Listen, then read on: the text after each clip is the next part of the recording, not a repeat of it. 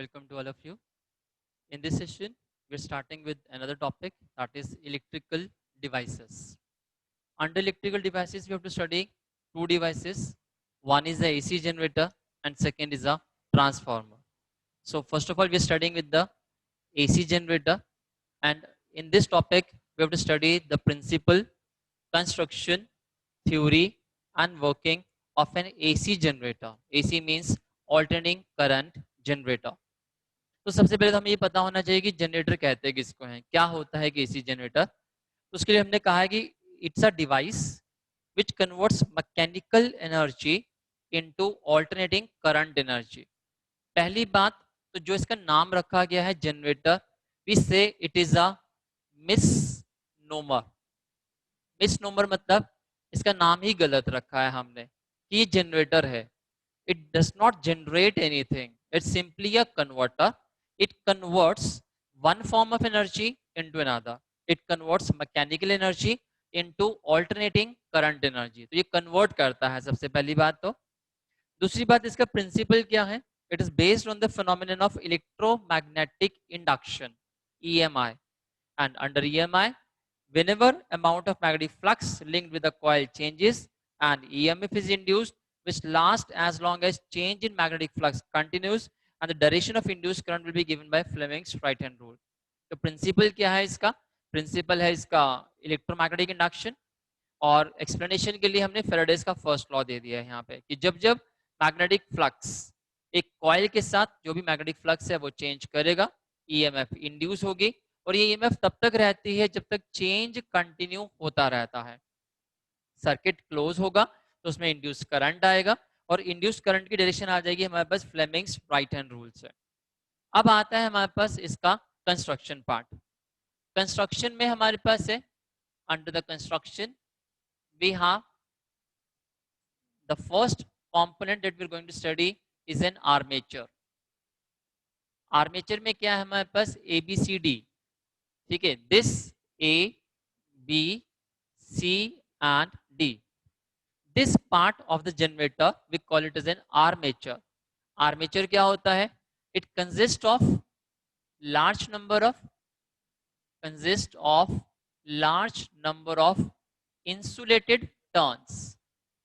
insulated turns of copper wire which is wound on soft iron core. Clear? क्या लिया होता है इसमें हमने? एबीसीडी हमारे पास एक आर्मेचर है। आर्मेचर में क्या होगा? काफी सारी टर्न्स होंगे कॉपर वायर के, इंसुलेटेड कॉपर वायर की टर्न्स होंगी, जिसको बाइंड किस पे किया हमने? सॉफ्ट आयरन कोर पे। तो इसके अंदर हमारे पास क्या होता है? Within it we have a core. इसके अंदर हमारे पास एक कोर होती है, and that core is made up of soft iron. ये कोर है जिसके ऊपर हमने सारी की सारी बाइंडिंग जो है ये वायर जो है बाइंड अप की हुई है। सेकेंड पार्ट में हमारे पास आता है, second part is the pole pieces. Pole pieces क्या होंगे? N and S. N and S, these are the pole pieces. These are the pole pieces of strong electromagnet. ये क्या होते हैं हमारे पास? These are north and south. These are the poles of a strong electromagnet. हमने एक electromagnet ली है, ठीक है, उन्होंने क्या प्रोड्यूस किया? एक नॉर्थ पोल प्रोड्यूस किया और एक साउथ पोल प्रोड्यूस किया है। थर्ड हमारे पास आता है rings. Rings R1 and R2। ये हमारे पास रिंग है, इस रिंग का नाम R1 है, इस रिंग का नाम R2 है।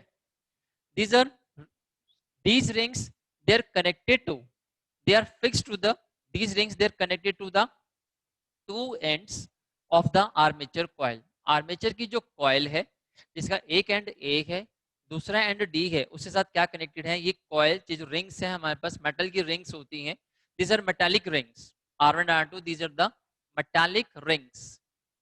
These are fixed to the ends A and D. They rotate along with the armature coil. They rotate along with armature coil. Armature की कॉइल के साथ साथ ही क्या करते हैं? ये रोटेट करती है। फोर्थ पार्ट आता है हमारे पास, and the fourth part of the construction we have the brushes. this one, this is we name it as B1 and this we name it as B2.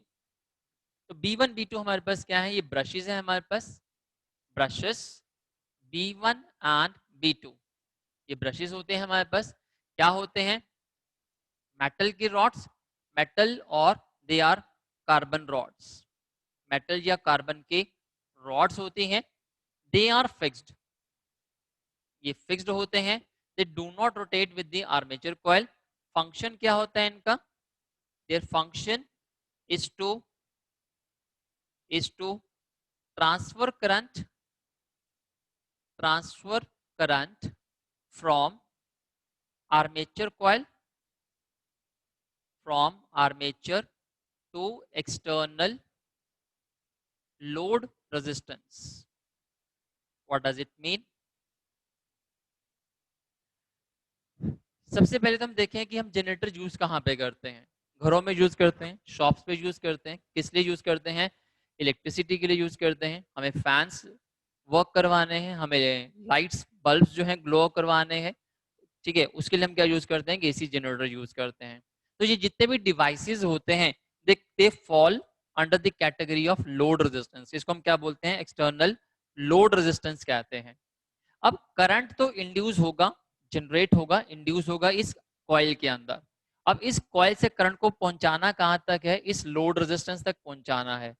पहुंचाने में हेल्प कौन करता है, ये ब्रशेस हेल्प करते हैं, ठीक है।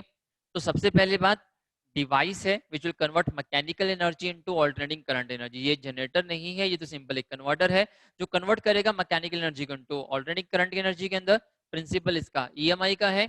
कंस्ट्रक्शन पार्ट में एबीसीडी हमारे पास एक आर्मेचर कॉइल होती है, ठीक है, ये हमने फर्स्ट फिगर दिखाई है और ये हम सेकंड फिगर दिखाई है आफ्टर हाफ रोटेशन के लिए। तो यहाँ पे भी हमारे पास सेम सारी बातें होंगी, नॉर्थ और साउथ हमारे पास पोल पीसेस होंगे। यहाँ पे आर्मेचर कॉइल है जो कॉपर वायर की बनी है, सॉफ्ट आयरन कोर के ऊपर है। एनएडएस हमारे पास पोल पीसेस हैं स्ट्रॉन्ग इलेक्ट्रोमैग्नेट के।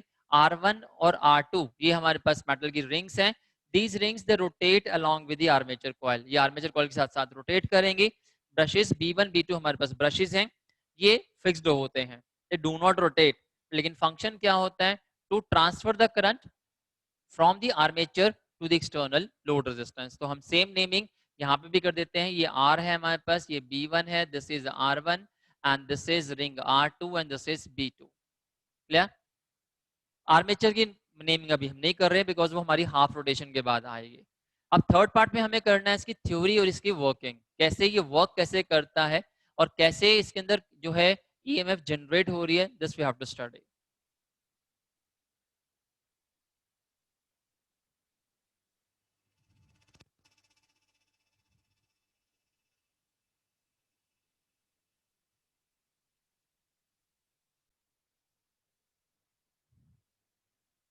Now we will discuss its theory and working. Theory में भी says as the coil rotates, as coil rotates, angle theta between the magnetic field and the area vector, it changes, as a result of which the magnetic flux BA cos theta it also changes. जैसे जैसे coil rotate करती है, coil rotate करेगी तो coil का angle, coil के जो area vector है और जो कॉइल जो मैग्नेटिक फील्ड है उनके दोनों के बीच में जो एंगल होगा दैट एंगल विल चेंज। कैसे होगा सर, अब हम will see it. Angle change करेगा, मैग्नेटिक फ्लक्स चेंज करेगा and by the relation E is equal to minus d phi by d t, EMF क्या होगी, ईएमएफ इज इंड्यूस्ड। ईएमएफ क्या होगी इसके अंदर, इंड्यूस हो जाएगी हमारे पास। अब वर्किंग देखें इसके अंदर, ये तो हमने जस्ट कॉन्सेप्ट बताया, थ्योरी बताई है कि कैसे काम करेगा ये। Now let us see that how does the EMF is induced in it and what will be the direction of the induced current. Now to begin with we suppose that to begin with suppose that the plane of coil, the plane of coil, it is perpendicular to the direction of magnetic field. कैसे है हमारे पास, suppose that this we have armature coil, ये हमारे पास armature coil है। armature coil कैसे रखी है हमने, armature coil that is though it has been shown in the vertical direction, rather it has been placed in this manner. ये इस तरीके से हमारे पास, और ये हमारा A है, this point is A, this point is B, this point is C and this point is D point. अब to begin with, first of all, the magnetic field, here we have the north pole and here we have the south pole. यहाँ north है और यहाँ पे क्या है, south है. Initially, to begin with, suppose that the plane of the coil is perpendicular to magnetic field. The coil is placed in this manner. Coil इस तरीके से है, magnetic field is in this direction. So what is the angle between the magnetic field and the area vector? Area vector is pointing in this direction. Area vector भी इधर है, magnetic field भी इधर है. थीटा कितना हो गया, 0. Flux क्या हो गया, maximum. So in this position, we can say that in this position, flux is maximum. Maximum मतलब constant है. Induced EMF in this position is equals to 0. तो हमने वो position ली है जहां पे induced EMF अभी कितनी आ रही है, 0 आ रही है. ठीक है. To begin with, suppose that the plane of the coil is perpendicular to magnetic field. In this position, flux is maximum because theta is 0. In this position, theta is 0 and the flux will be BA cos 0. It would be maximum and it would be a constant value. क्योंकि maximum है तो constant है, और induced EMF कितनी हो जाएगी, 0, because the flux is constant. Now we suppose that, let's suppose that now this is A, this is B, this is C and this is D. इस तरीके से हमने लिया था A, B, C and D. ये A, B, C and D है, और ये क्या हमारे पास इस तरीके से है. Now let it be rotated in this direction. हमने इसको इस तरीके से रोटेट किया. It has been rotated in this direction. ऐसे रोटेट कर दिया हमने. So that AB goes down and this CD it comes up. AB क्या कर रहा है, AB तो नीचे जा रहा है और CD क्या है, आप ऊपर आ रहा है. ठीक है. तो let's suppose that let the coil be rotated. Let the coil be rotated so that AB goes downward. AB क्या है, AB goes downward. AB नीचे चला गया and CD comes up.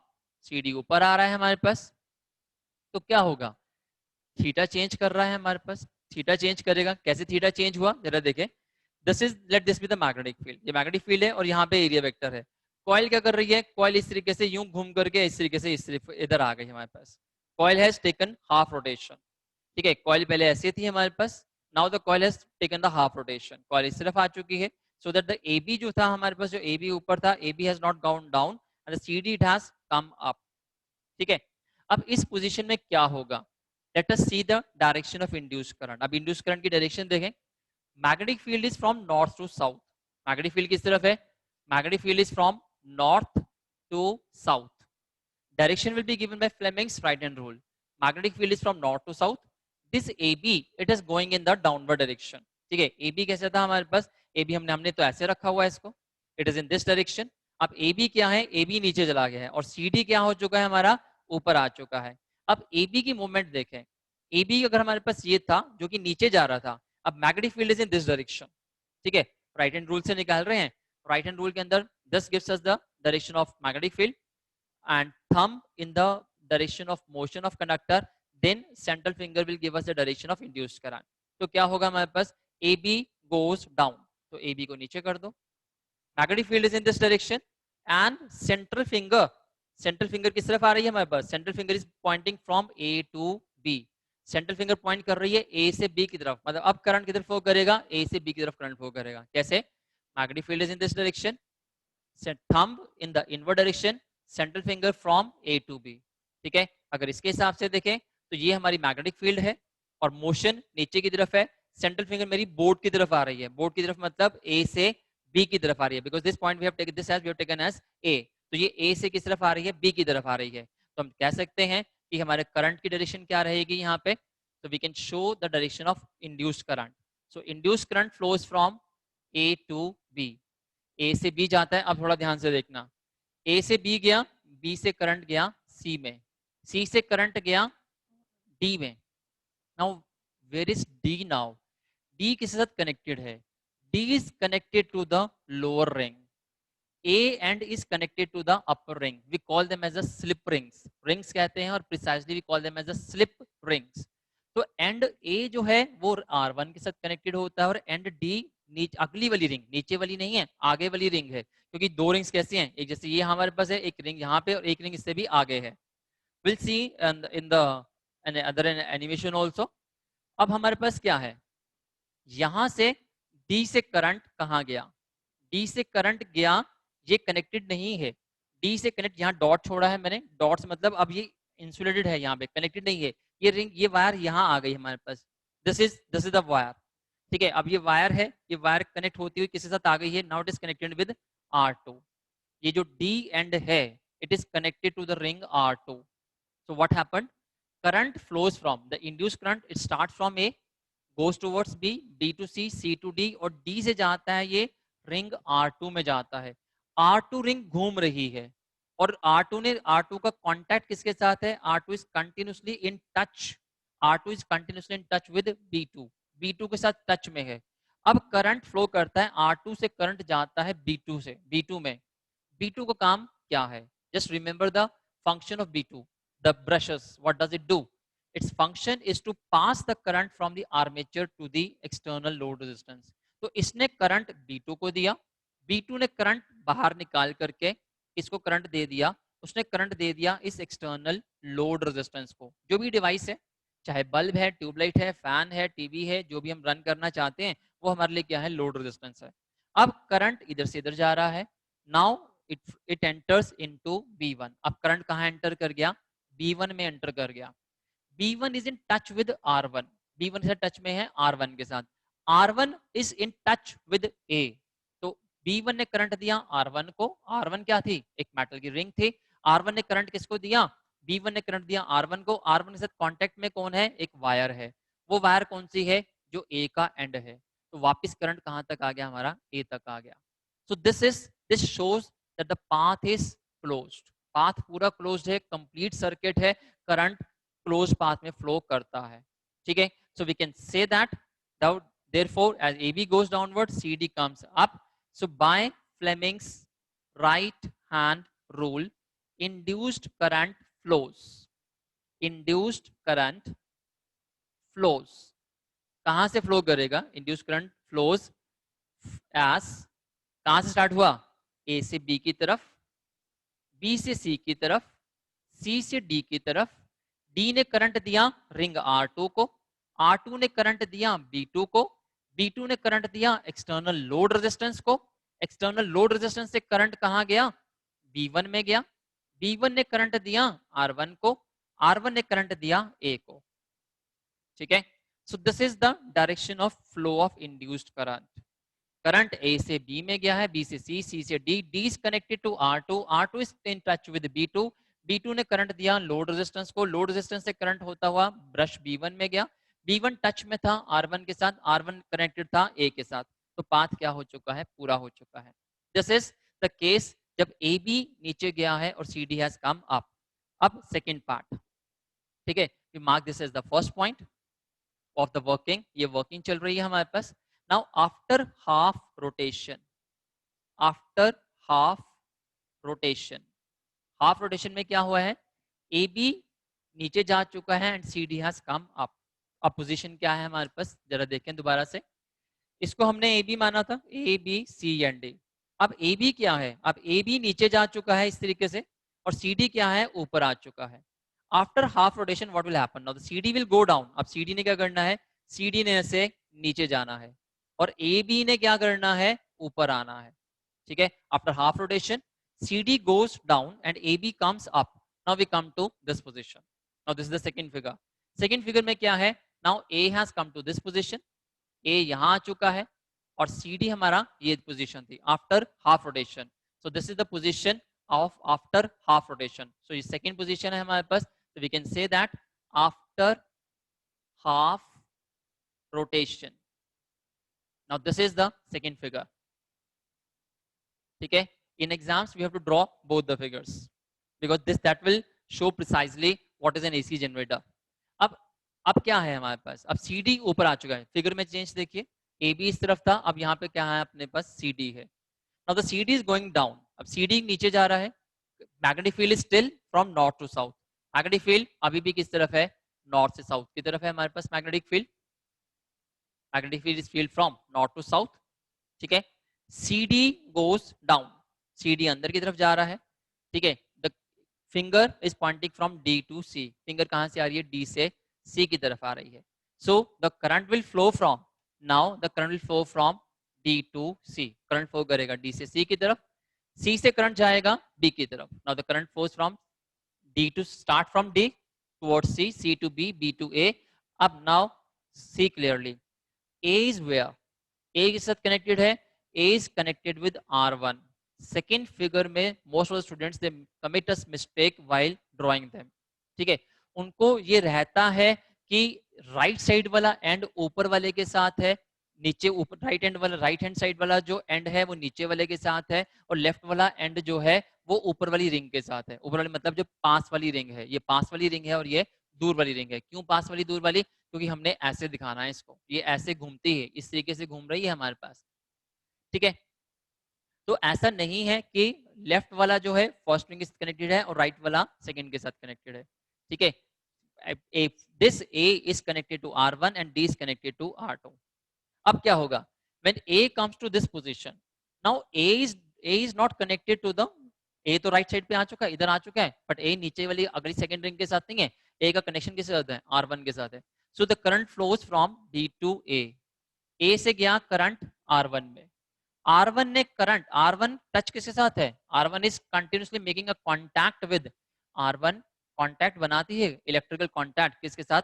Brush के साथ, B1 ब्रश के साथ. तो B1 ब्रश से उसने कांटेक्ट बनाया, करंट दिया B1 को. B1 ने करंट किसको देना है? लोड रेजिस्टेंस को. उसने करंट दे दिया लोड रेजिस्टेंस को. ठीक है, अब करंट इज लोड रेजिस्टेंस से मतलब now this point is plus and this point is minus, because the current flows from high potential to low potential. Previously क्या था? Current was flowing from right to left, so this was high potential, this was at low potential. अब ये current flow कर रहा है plus से minus की तरफ फ्लो कर रहा है, तो हाई टू लो गया. From here the current flows towards B2. B2 is in touch with, B2 से करंट किस में जाएगा? B2 is in contact with R2, तो करंट गया R2 के साथ, और R2 से होता हुआ, R2 से कांटेक्ट किसके साथ है? D के साथ कांटेक्ट है. So this is makes the complete circuit. So after half rotation we can say that CD moves down. CD क्या करेगा? CD moves down and AB comes up. AB क्या है? ऊपर आ रहा है, and the induced current flows. Induced current flows. अब हम पूरा पाथ नहीं दे रहे, समझ आ चुका है. हम now we say the current flows from D to C to B to A. अब करंट फ्लो कर रहा है D से C, C से B और B से A. पैसे पहले करंट फ्लो कर रहा था A B C D flow कर रहा था, अब करंट उल्टा फ्लो कर रहा है D से B, D से C, C से B और B से A. But the point to be noted here, अब क्या पॉइंट नोट करना है हमको? ये चीज तो हमें समझ आ गई, करंट इंड्यूस हो गया है इसके अंदर. जो करंट इंड्यूस हुआ आर्मेचर कॉइल के अंदर, वो पहुंच कहां तक गया? इस रेजिस्टेंस तक. और यही हम चाहते थे कि इस सर्किट के अंदर जो करंट इंड्यूस हुआ है, इलेक्ट्रोमैग्नेटिक इंडक्शन से करंट इंड्यूस हुआ. ठीक है, और उससे जो करंट इंड्यूस हुआ वो कहां तक पहुंच गया है? रेजिस्टेंस तक पहुंच गया है. But how come it's a AC generator? Alternating current generator कैसे है? we say that as the current changes its direction, changes its direction after half rotation. Current ने अपनी डायरेक्शन चेंज की है. जरा ध्यान से देखें, पहले करंट फ्लो कर रहा था राइट से लेफ्ट की तरफ, this was at high potential, this was at low potential. Half rotation के बाद करंट की डायरेक्शन क्या हो चुकी है? प्लस इधर आ चुका है और माइनस उधर आ चुका है. दिस इज व्हाट वी से इन ऑल्टरनेटिंग करंट. ऑल्टरनेटिंग करंट क्या होता है? Which changes its direction periodically. तो इसने क्या किया? It changes direction after half rotation. thus it's a thus we can say that it's an AC generator. इसलिए क्या है? ये एक AC जनरेटर है. So this question is asked for 3 marks. 3 marks में क्वेश्चन पूछा जाता है जिसके अंदर इसका प्रिंसिपल होता है, कंस्ट्रक्शन होती है, थ्योरी होती है, वर्किंग होती है.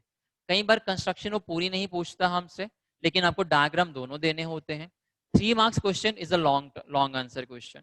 3 मार्क्स का क्वेश्चन पूछा जाता है तो it's a long answer question. उसके अंदर आपको प्रिंसिपल देना है और डिवाइस के बारे में बताना है कि क्या होता है ये. कंस्ट्रक्शन में आप लेबलिंग जहां पे भी कर सकते हो, इसी फिगर के अंदर लेबलिंग कर सकते हो कि ये हमारे पास आर्मेचर है, ये पोल पीसेस हैं, these are brushes and these are the slip rings. ठीक है, वर्किंग में हमें सिर्फ, वर्किंग में ज्यादा कुछ डिटेल नहीं देनी होती, वर्किंग में सिर्फ आपको डायरेक्शंस बतानी होती है कि how the direction of induced current is changing after half rotation. This is its working. Clear? So this way we have seen how an AC generator works.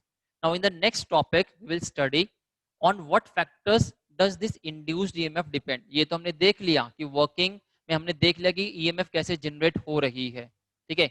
अब next से हमें वो ये देखना, next हम lecture में ये देखेंगे कि जो EMF इसके अंदर induce हो रही है वो किस किस factor पे depend कर रही है. Because generator के अलग अलग वेट वोल्टेज के हमारे पास जनरेटर होते हैं, अलग अलग कैपेसिटी के जनरेटर होते हैं. घर में जनरेटर की कैपेसिटीज वेरी करती रहती है. 500 VA से लेकर के 1 किलोवाट से लेकर के हमारे पास 150 kVA 200 किलोवाट तक के भी जनरेटर, इंडस्ट्रियल जनरेटर्स भी होते हैं हमारे पास. तो उनमें हम क्या क्या चेंजेस करते हैं, this will study in the next topic. Now we are going to study an animation based on it, how it is actually working.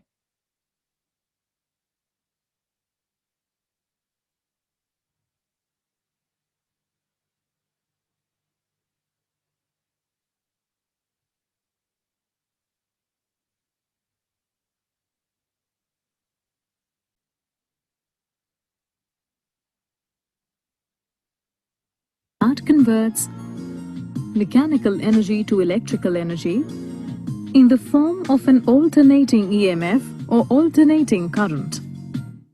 Working principle of an AC generator. An AC generator works on the principle of electromagnetic induction. In electromagnetic induction, when there is a relative motion between a coil and a magnetic field, an electric current or EMF is induced in the coil. Parts of an AC generator. An AC generator has an armature ABCD. It is a rectangular coil with many turns wound around a soft iron core. A shaft. It can be rotated rapidly.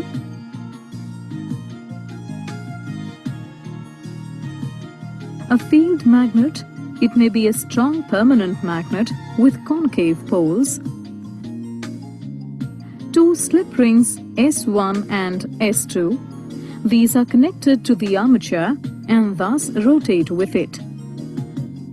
Two brushes B1 and B2.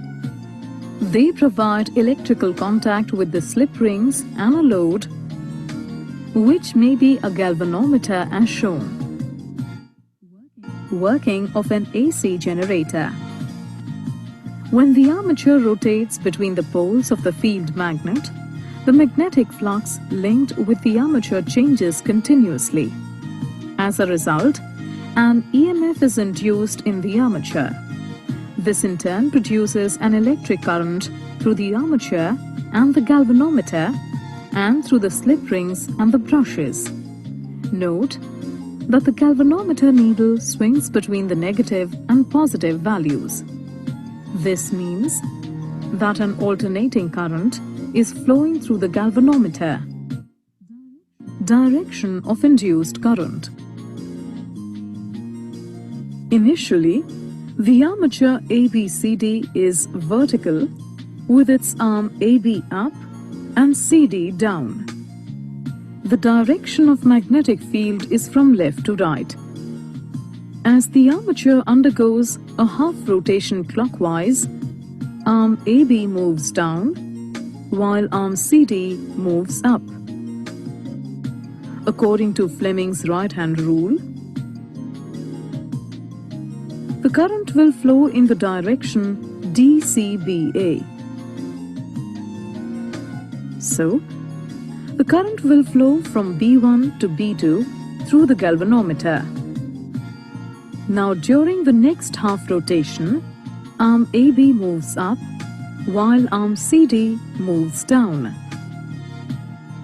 Again by Fleming's right-hand rule, current will flow in the direction ABCD, that is from B2 to B1 through the galvanometer. Thus, the induced current changes its direction every half rotation. Graphical representation of induced EMF. Suppose the armature takes t seconds to complete one rotation clockwise. At time t, is equal to 0 second, the armature ABCD is vertical with arm AB up and arm CD down. At this position, when the armature rotates, the rate of change of magnetic flux is momentarily zero. Hence, the induced EMF at this position is zero. During the first quarter rotation, the induced EMF increases. Then, at time t upon 4 seconds, the armature becomes horizontal. At this position, the rate of change of magnetic flux momentarily attains the maximum value. Therefore, the induced EMF at this position is maximum. During the second quarter rotation, the induced EMF decreases. Then, at time t upon 2, the armature again becomes vertical and therefore the induced EMF is zero. During the third quarter rotation, the induced EMF increases but has an opposite polarity as compared to that of the first half rotation. At time 3t upon 4 seconds, the induced EMF attains its maximum negative value. During the fourth quarter rotation, the induced EMF decreases and becomes zero momentarily at time t seconds, as the armature is vertical once again. So the magnitude of the induced EMF is sinusoidal.